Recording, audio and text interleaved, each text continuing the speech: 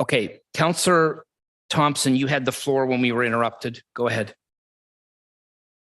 Thank you. Through you, the mayor. I do want to apologize to all those who had to bear witness to what occurred in council chambers here just recently. We had seen enough of bullying tactics to get someone's way in the previous term of council. And it's unfortunate that it spilled over in here again today. Hopefully you won't have to see something like that again. Again, this is a tough decision. Do I want to see that level of height? No, I don't. I'll be quite honest. But again, like the mayor had pointed out, there's legislation that will make it very difficult for us to turn down the application as it stands. So for those reasons, I will not be able to do what you would like and reject this application. I will have to support it as much as I don't like it. So, thank you. Thank you very much. Okay, is there anybody else on this? Councillor, have you not had a second round already? Okay, go ahead. I'll take your word for it.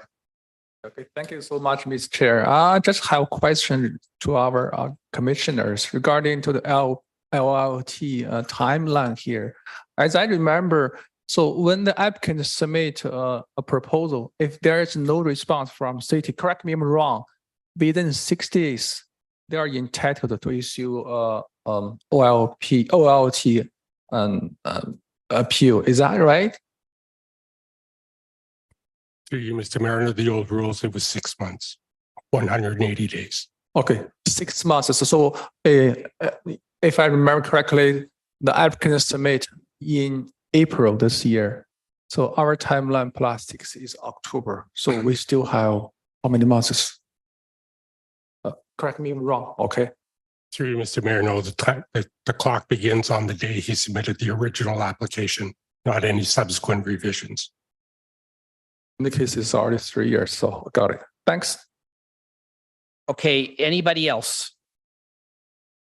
Okay, seeing none, we have a motion before us. I presume we should have a recorded vote on this. Yes. Go ahead. Thank you. Through the mayor, voting on the motion, Councillor Tree. Not in favor. Thank you. Regional and local Councillor DePaula. Sorry. Regional local Councillor DePaula. You're muted. Yes. Thank you. Mayor West. Yes. Thank you. Councillor Thompson. Yes. Thank you. Councillor Liu. No. Thank you. Councillor Davidson. Yes. Thank you. Regional and local Councillor Chan. Yes. Thank you. Councillor Shiu. No. Thank you. Councillor Silovitz. Yes. Sorry, Councillor Silovitz, should you just repeat that for the record? Yes. Thank you. Thank you. And the motion carries only. Okay, thank you very much. The next item on the agenda then.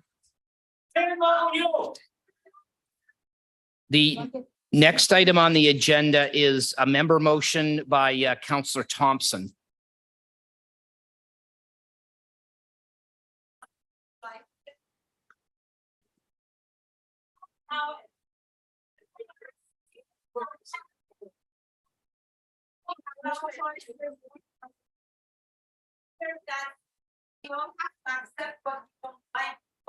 We'll be there forever. Trust us. Okay, folks, if you're leaving the council chambers, thank you. We are still have items that we need to deal with. Councillor Thompson. Councillor Thompson, we have a member motion. Thank you. Through you, the mayor. Okay, just hold on. Folks, we have other agenda items that we need to deal with. Thank you.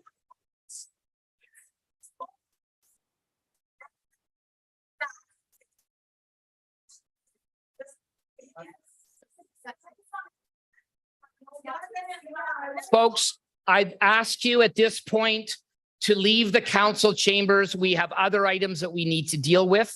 Thank you very much. Okay, Counselor, go ahead. Thank you. Through you, the mayor.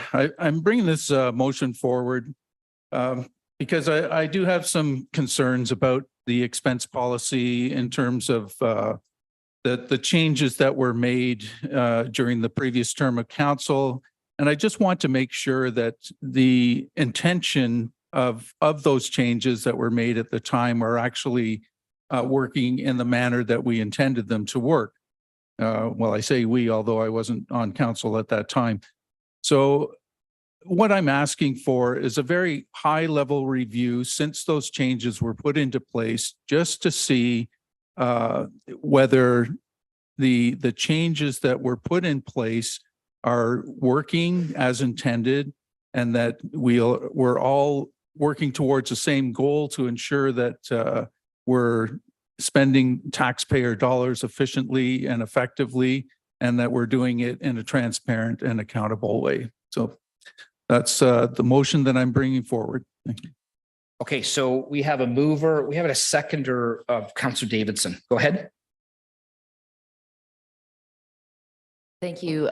Through you, Mr. Mayor. I agree with my colleague. I would like a review of how council is spending money. I think some guardrails were definitely taken off last term. And I think just to be accountable to the public, they should have the opportunity to really have accountability from this council on how we're spending money and on what. So I look forward to this review and I fully support it. Okay, thank you. Any other comments? Go ahead. Yeah, from my personal feelings, because we are all new members, we need to understand those expense policies also for the council led events as well. So it's good for us, not only for the education perspective, knowledge based on, also for maybe for the benefits or the auditing perspective as well, see how those money should be spent instead will be spent. That's my comment. So I support this motion. Thanks. Okay, Regional Local Councillor Chan. Thank you, Mr. Chair. Councillor Thompson, I couldn't agree more with you in terms of that to have accountability and transparent a review. And the one thing that struck my attention that maybe that's not really suggesting the high level analysis could review any or come to some other suggestion, some other outcome that we can work on. I'm particularly through, Mr. Chair, I'm highlighting whereas it appears that there are limited mechanism for the city to recuperate expenses that may be deemed ineligible of exceeding the budget. So like to me, this is something that was a pass. I mean, I, for one, I would have hoped that there might be mechanism we could for those circumstances. And I'm not quite sure the intent perhaps to move and help me understand is also not looking at review for all 9 of us since taking office November 15th of last year, but also mechanism that may be doing the kind of thing that may be mentioned you that where statement I recited. I'm just trying to get a better sense, the expectation, so to speak, from the mover's mind. Thank you, for Mr. Mayor. Okay, who are you directing that to? The mover. Oh, okay, I'm sorry. Part of his motion. Yeah. Okay, that's fine. Thank you. Go ahead, Councillor. Thank you, through the mayor. I appreciate the question. Yes, these are observations that I've made personally, I guess, that it would seem to me that we don't have a mechanism at the moment to recoup if a expense was submitted inelligibly. So again, I'm not looking to have anybody's name put to that type of thing. I'm just looking for a high level analysis that says, these are the occurrences that we found. This is the number of occurrences that occurred. And if it's really small and inconsequential, if that's what the report brings back, then, we may just say, well, thank you for the report and move on. If it comes back and it tells us that there was more than what we ever dreamed of or expected, then as a council, we could then move forward based on what staff brings us in those findings. Thank you. Okay. I appreciate that. So in terms of the time period, because in the motion is also the staff report back by third quarter. So presumably that would end by no later than December 20th. Or third quarter, actually, no.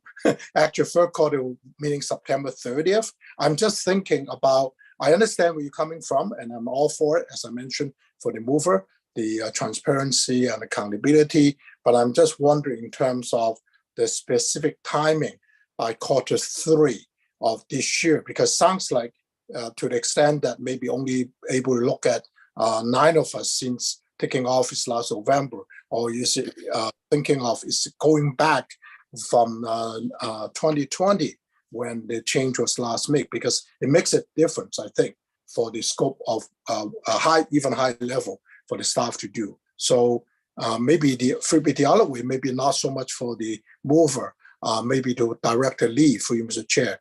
Is that, I wonder what Director Lee's understanding would be in terms of what staff would be asked to do. The mayor, to the regional councillor.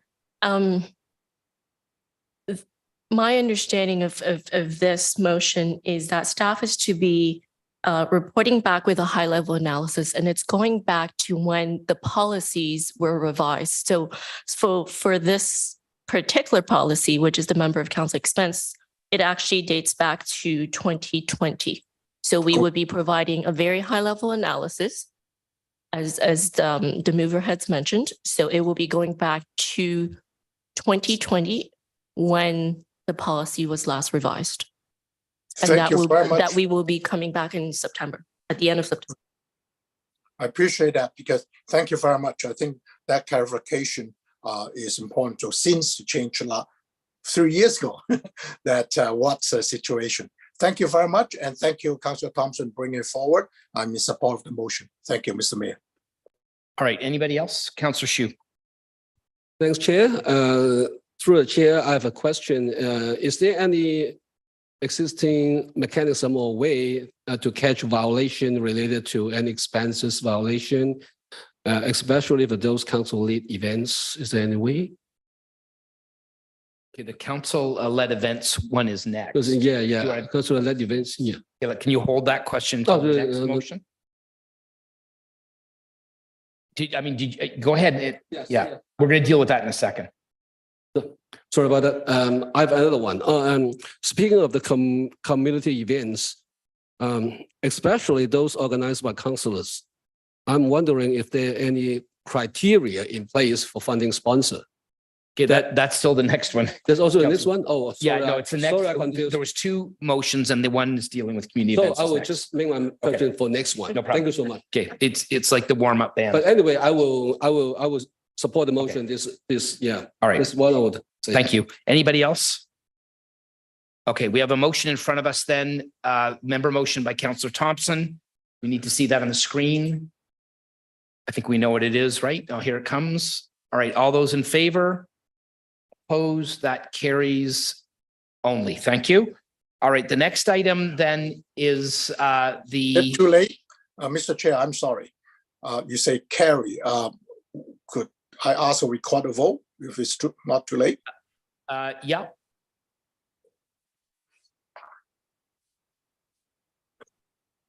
I think this is going to be unanimous now. There was one person missing, Councillor, so, but we'll go ahead. We can do, no, it's fair enough, fair question. We can do recorded vote.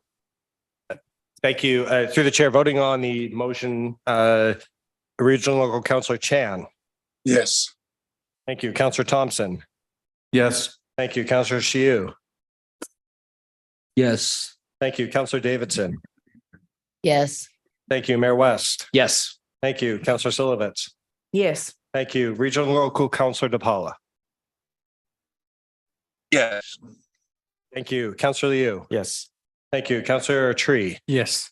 Thank you. That carries unanimously. Okay, thank you. All right, so the next item then is member motion from Councillor Thompson about the council events policy. Councillor Hsu, would you like to move it? Oh, sorry. The mover is Councillor Thompson, so you can speak first, sorry, and I'll come to you second. Go ahead. It's been a long day. Thank you. Through you, the mayor. Yes, this is similar. Originally, I had actually thought about putting the motion together in one, but thought it would make more sense to separate out the expense policy and the events policy just to be on the safe side. But again, I'd be looking for a high level analysis in terms of how the events accounts were spent during the period from when the policy was last revised, which I believe was in 2021, if I'm not mistaken, to today. So that's what I would be looking for, similar to the last motion. Okay. Councillor Hsu. Thanks, Chair. I have a question. Is about is there any way or mechanism to catch violation related to the expenses of councillor-led events?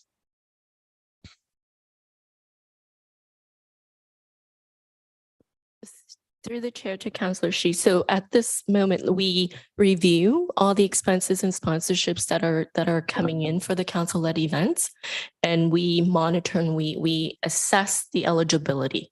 So whenever there is an expense that's deemed ineligible per the policy, we would advise the councillor. So that's the current mechanism. Okay, only through the chair, only reveal or any mechanism to penalty or punish if someone's break the law or something like that is just a reveal.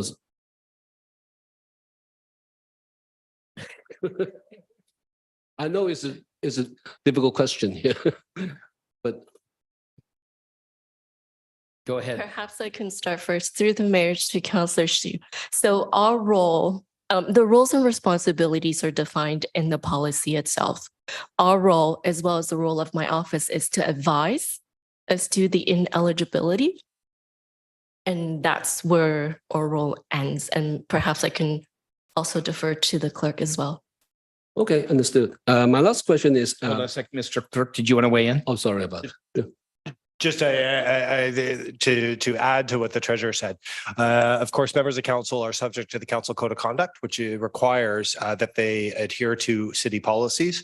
So there are mechanisms under that if a member of council does not adhere to policies.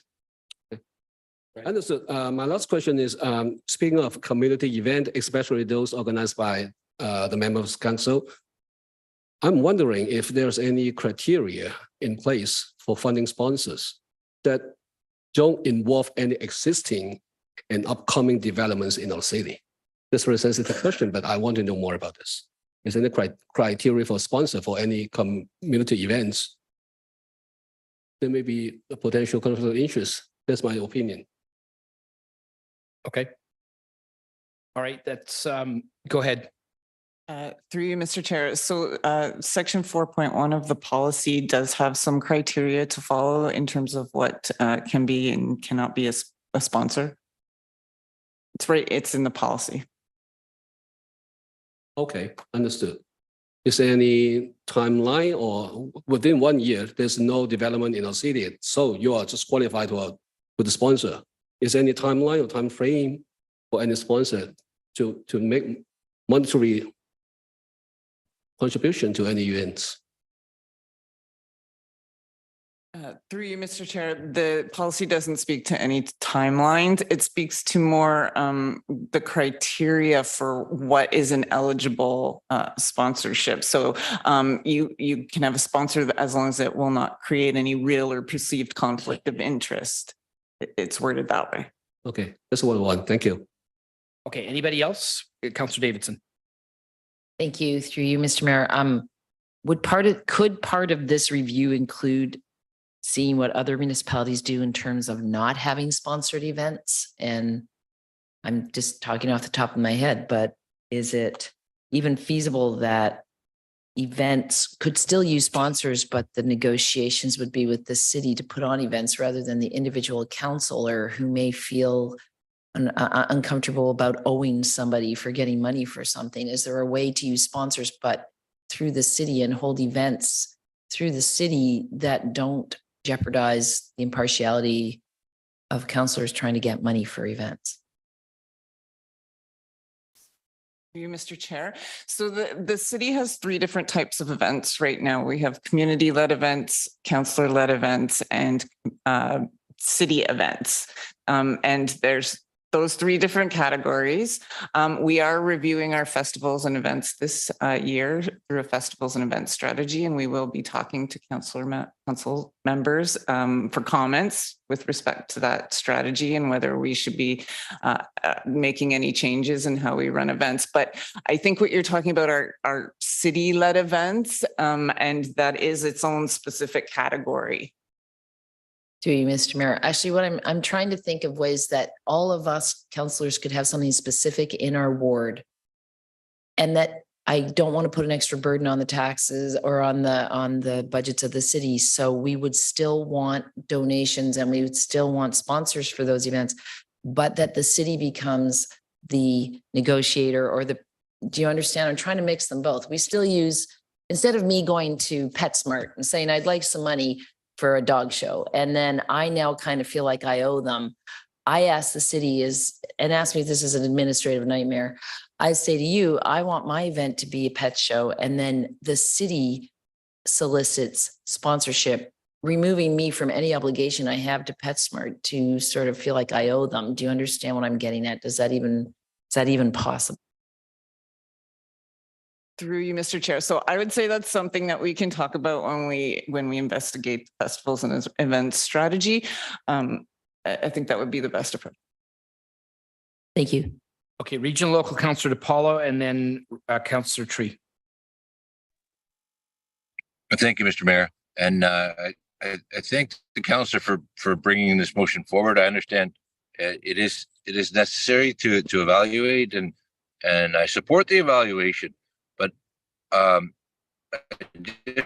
just want councillors to know that in most municipalities where they experimented with councillor sponsorship accounts, they abolished it. And I'd be in favor of doing away with the events account because of the potential for, just the perception of favoritism or, the burden on our staff, because every councillor is welcome to, and when I was on council prior to 2006, you can do all kinds of events for charities, and every councillor is welcome to have a fundraiser for, to benefit any community entity or nonprofit, and then the nonprofit sort of takes responsibility. The councillor lends a hand in fundraising or promotion, I guess, of their event and helps the local cause. But I think a lot of municipalities have done away with this for many reasons. I was acting here when we brought in the new policy, and I think the new policy was a best effort, but and that was only because abolishing it at that time wouldn't be fair to councillors who were in the middle of planning events. So we kind of said, okay, if we're going to do this, let's get some stricter rules around it. But it's very hard to enforce rules when it's the council's raising the money. Very different from our expenses. We need to have checks and balances on our expenses, but this is not taxpayers' dollar, and there's really need for the city to hold the council's behalf. It is open to abuse, and when there's good actors, it's not a problem. But when there are bad actors, we've seen that it can be very problematic. So I support the motion for this to be evaluated, but I wouldn't. I would hope the staff would even have recommendations as to whether they should continue or not, or maybe it could continue in a different manner than we're doing it today. Thank you. Okay, thank you, Councillor Tree. Okay, thank you, Mr. Chair. I just want to follow the same thing, comments from Councillor Davidson as well. So since we are elected, and I'm just wondering if we raise our money through our own pocket, even from the event account, because when we're sitting on this chair, when we speak out, do we have any influence by those fundraisers or supporters or sponsors? So I echo to Councilor Davidson's comments. If city can lead this event collections, we still can get sponsors, and all the money goes to city instead goes to individual events owners, for example, for us, right? And this way we might have no strong relationships with those sponsors. In this case, when we do our decisions in the city chamber, this way the influence from those sponsors might be less to impact our decision. So if we can leverage that service to city, I know it's really a lot of work, but if you can have a channel, just for example, you have 100 vendors and city has, as me, I want to organize some sports events. I just select some of them from the channel. Will be much more easier. All the front end will be city facing all the vendors, all the sponsors inside the individual councilor. This way, when we speak here, we have less influence by the supporter or by the sponsors. That's my thought too. Thanks. Okay, anybody else? All right, we have a motion in front of us then. Mr. Clerk, if we could put that up on the screen.